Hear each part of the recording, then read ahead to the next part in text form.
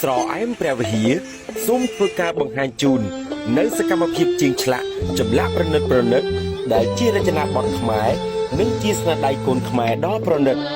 ទាំងនេះជាការកែច្នៃដោយដៃផ្ទាល់ដោយជាងជំនាញដែលមានបទពិសោធន៍ជាច្រើនឆ្នាំ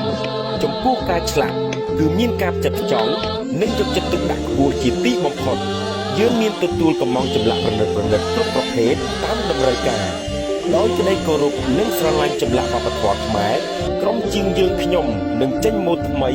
និងប្លង់ថ្មីជានិច្ចដើម្បីលើកស្ទួយចម្លាក់រចនាបថខ្មែរនិងគាំទ្រស្នាដៃកូនខ្មែរជាមួយភេកស្រអែមព្រះវិហារសូមបងប្អូនជួយ share ម្នាក់មួយសូមអរគុណ